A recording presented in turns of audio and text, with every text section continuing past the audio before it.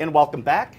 As promised, we have with us Stephanie Geddes. Hi, Stephanie. Hello. Stephanie is our Director of Pupil Services here in the Uxbridge Public School District. That means she's the Special Education Director and she's in charge of related services as well.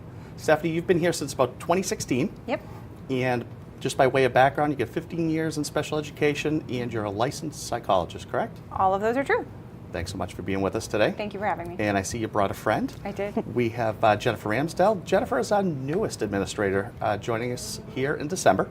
And with over 20 years experience at the early childhood education level and special education, she is our preschool director as well as handling some other administrative services like extended school year.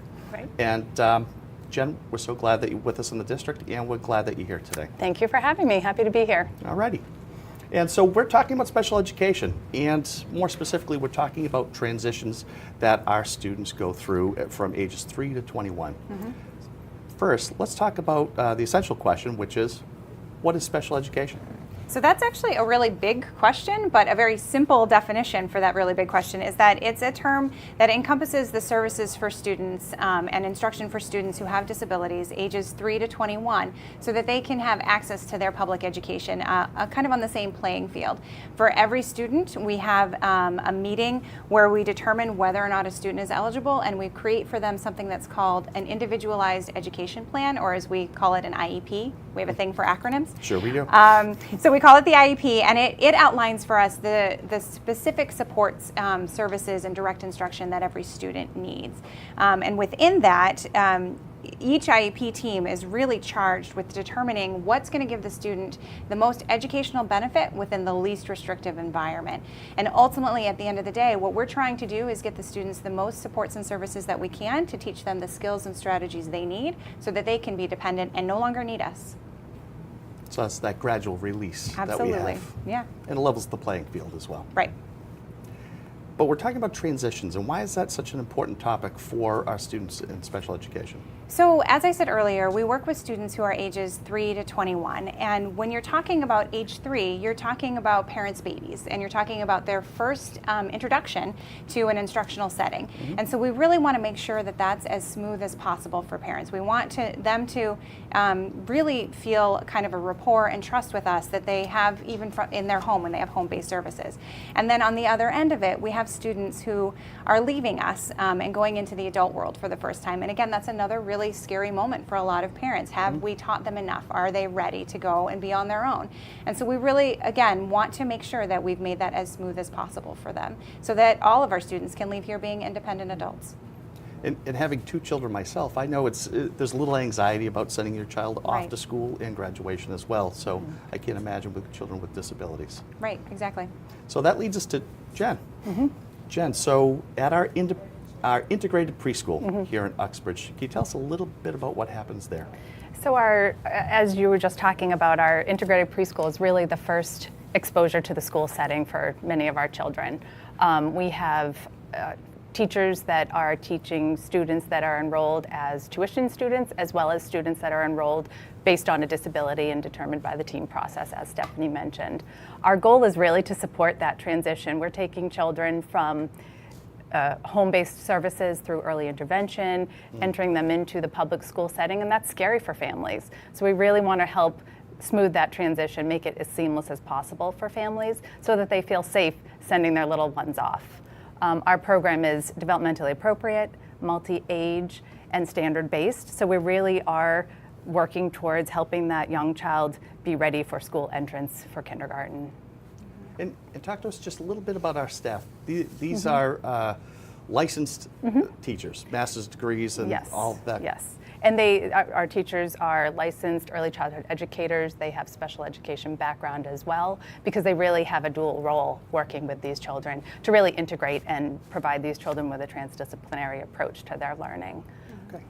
Now, as we talk about the approach to learning, much of it is hands-on and experiential learning. Can you tell us why that's so important for our younger students? Children learn through play, and play is very meaningful and purposeful. When someone first looks in, they may think they're just playing, but there's so much embedded within that. They're learning how to navigate those social relationships. They're learning how to problem solve, really building a good foundation for school learning. And at the preschool level, our goal is to really help them develop a love for learning so that they can have a school career that is productive at their own pace and level. Every time I go in there, they look like they're having fun. They're having But they're a blast. working hard, But right? they're working very hard, Okay. yes. Behind that play, Yeah. there's a lot of underlying skills that are being addressed. And they're targeting the frameworks, the standards that go all the way up through high school. So it's pretty cool to see them in action. It really is cool. And you mentioned that it's multi-aged. And can you tell us a little bit about what that means? Sure. We really believe that it's best practice for at this young level for all children to it's a range of learning. They're ages 3 to 5. All of our programs have children that are within that age range. And the philosophy behind that is really to have the older children modeling those social, behavioral, early academic skills for the younger children. The other component that it allows for our program is as we have children throughout the year entering our programs when they turn age 3 and require special education services. So it really creates a good span within a classroom for all learners as they enter in. Nice. Now you mentioned prior to age 3, students with special needs may require early intervention services. Could you tell us a little bit about the transition from those Sure. types of services Sure. specifically? Sure. Prior to a child's 3rd birthday, we receive a referral from the family and the early intervention agency. Once we receive that, we reach out to the family via email, phone call, an introductory letter really explaining the transition process for these children. So we really, again, trying to make that transition seamless. When we receive the referral, I go out and I meet the family, I meet the child, really get a sense of what the child's needs are, and then we conduct the initial evaluation. Through that process, we determine whether or not they require special education services, and if so, then they enter into our program. See, that's interesting for our folks who are watching the show who typically think school starts at kindergarten, age 5. But that's not true for all of our Uxbridge Public School students. Right, not at all. Now, we talk about meeting the needs of our students. We talk about a community. And can you tell us a little bit about the community partners that we have here in Uxbridge or the greater Uxbridge area? Yeah, we have some really good connections with some agencies in the Uxbridge and surrounding towns. We work closely with Beginning Bridges and also Head Start for those children that may not qualify for our program, but really all children benefit from social opportunities. So I try and connect families with those agencies as well. And again, with Criterion Valley Early Intervention, I have a strong connection with them as we work very closely together to, again, support that transition. But Beginning Bridges is a wonderful connection in our community also for families because they provide many early childhood opportunities for kids outside of the structured school setting. So we really try and build those connections that way as well. And just a connection there too. So Beginning Bridges is actually housed next door to where our Independence Project is. And so what we've been able to do is with our students who are 18 to 22, and we're going to be talking about them in a minute, and their own transition, they're having an opportunity to work with those of our youngest students too at Beginning Bridges to kind of get some of those skills and be able to be a part of that and see the beginning part of the education of where they started. So it's a nice connection.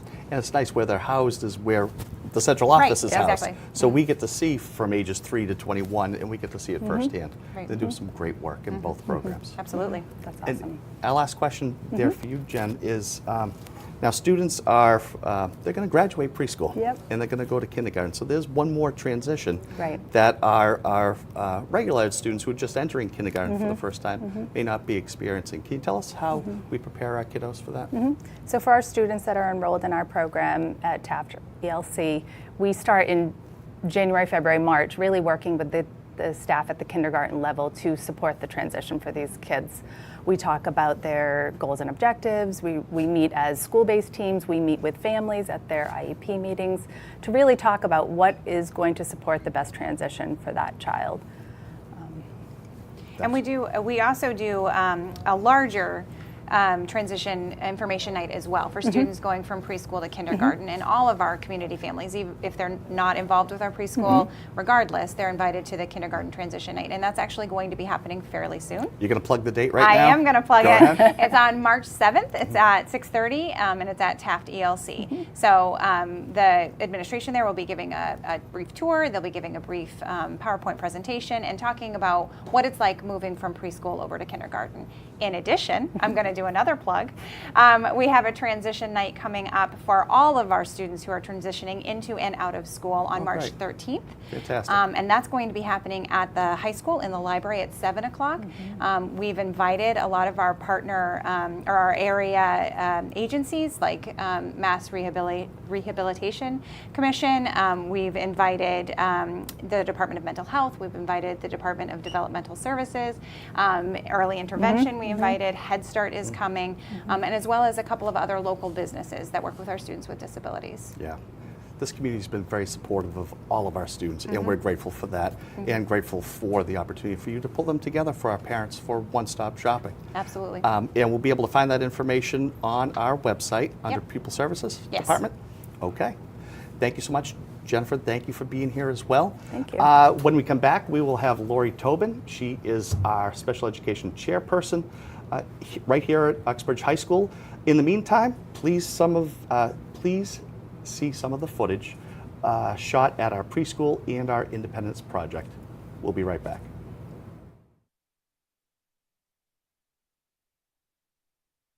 So what you saw today in our preschool program at Taft DLC were students enjoying Read Across America Week, and they were dressed up as a Dr. Seuss character. So our video shows all of our children in our multi-age classrooms using developmentally appropriate and a standard-based curriculum. As you saw, children learn through play, and play has purpose for our students. Through center-based activities, our students are exposed to literacy, math, science, and the arts. By providing them with an environment that encourages exploration and learning through doing, they are building a strong foundation to becoming a successful learner in today's world. Thus, That's okay. That's We'll okay. edit it. Yep. our hands-on experiential activities are working towards having our students develop a love for learning that will carry them through their school career. We hope that this will create a positive transition into the school setting. Today, we are cooking Oriental vegetable wraps, and they are going to be good.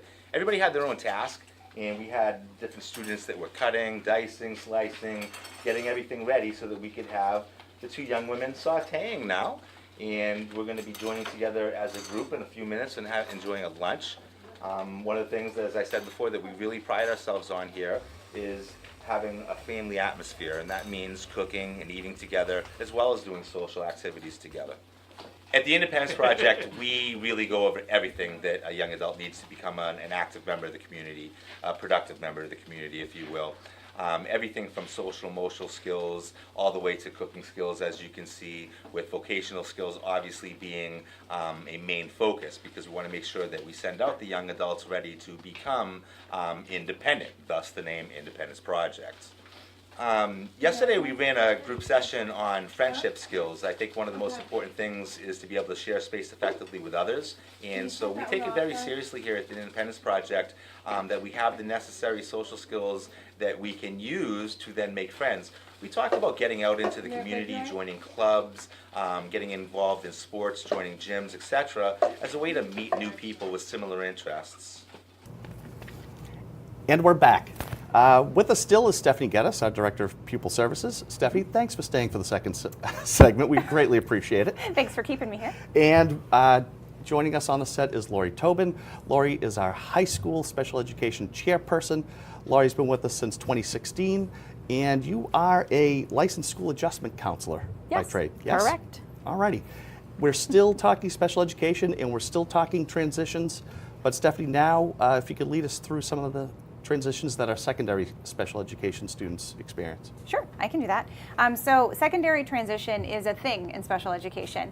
It's where we work with students who are between the ages of 14 and 21. Typically we start that when they're at age 13 because they're going to turn 14 within that IEP period. So it's really all about creating the IEP to be about their vision for life. What are their interests? What do they need to be able to accomplish in order to reach that vision? So it's making sure that the IEP team, as they go through the process, really keeps that at the forefront of their mind. It becomes more student-directed as they get older, because ultimately we want them to be successful adults doing something that they really want to do. So that's what the secondary transition really is about. And for that, we work with a lot of state agencies to assist us in making that transition from the high school to the adult world. Okay, and it's more student-centered, so this is the age where students participate in their IEPs? Yes. So once they turn 13, we will be inviting them to their IEP meeting, and we really do want them to be a part of that team process because it's all about them. This is a table of adults talking about their life. They need to have a voice there. Absolutely. Some of the agencies you were just talking about a second ago, could you tell us some of those? Sure. So there are 3 that we usually work with in regards to transition in the secondary world, and I already mentioned them in the earlier segment. But to give you a little bit more background, we work with the Department of Developmental Services, which is another acronym, DDS. Sure. And we work with them with students who have moderate to severe disabilities and more in the developmental or intellectual area. Students who really need that support enabling them to be able to live and work and participate in their community as independently as possible for each student. Some of those students go to work on in a day placement, or some of them go to group home placements. It depends really on the level of the need for student. Another one is the Department of Mental Health, or DMH as we call it, and those are for students. That agency is more for students who contend with mental health challenges, who have some emotional or social difficulties in how to navigate their world. And so DMH helps those students make a smooth transition as well. And then the last one that we work with most often is called the Massachusetts Rehabilitation Commission, or MRC. And we work with them for most of our students because what they focus on is really that vocational piece. They're working to try to get students paid or unpaid internships, getting them a chance to be at a job site with support or without support, depending on the student. They do come to the high school once a month for those direct referrals, and we also give them we send them the paperwork when we need to try to make someone eligible for them as well. Nice. So now, as a student's graduating our schools, and they need to connect with adult agencies, how do we help facilitate that?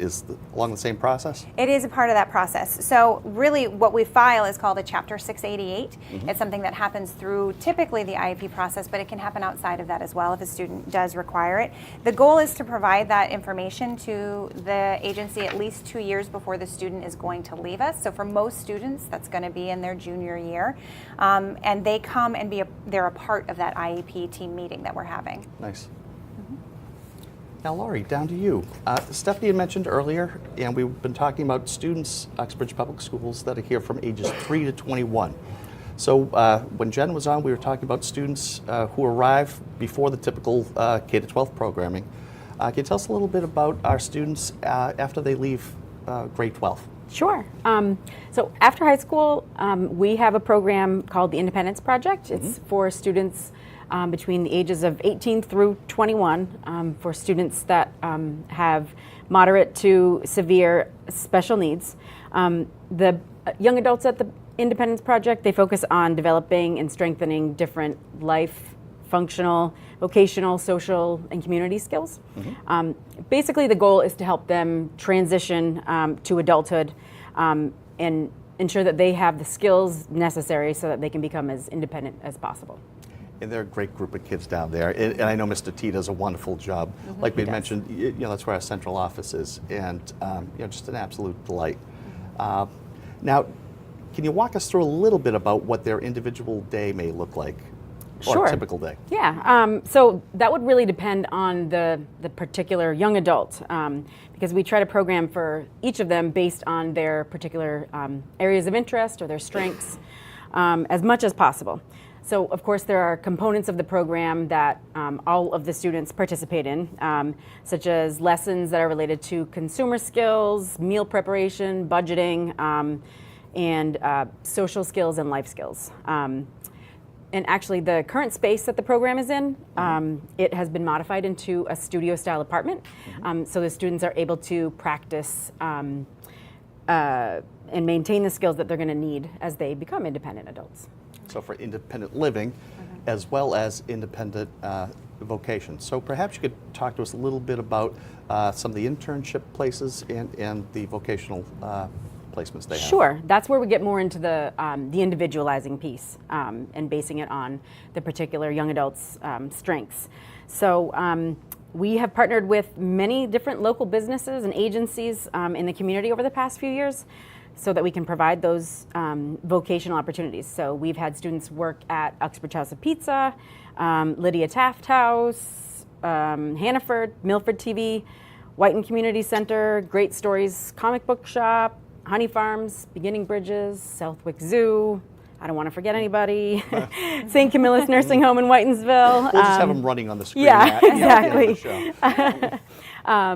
And we actually even have a student that recently started a job at the new T-Mobile store in town. Oh, fantastic. Yeah. So, as we talked about earlier, the community of Uxbridge really supports our all of our students and our special education students in particular. Yes. Lori, thanks so much. Stephanie, I know you wanted to close and plug another event. I do. I'm going to plug again the transition night that we're having on March 13th. But on that same night, what I didn't mention earlier is that we're also having an information night for 7th grade parents who are coming, whose children are going to be coming to the high school next year. So on that Nice. same night, they're going to have the opportunity for one-stop shopping to learn all about transition, 7th to 8th, as well as all of the agencies that we work with. Oh, that's great. Yeah. Look forward to seeing more good work from all of our kids, ages 3 to 21. Thanks so much for being on the show. And from all of us here at Uxbridge Public Schools, our outstanding crew of students under Mr. Barros' direction, and our good friends at UCTV, I'm Frank Tiano. Thanks so much for watching this episode of Behind the Black and Orange.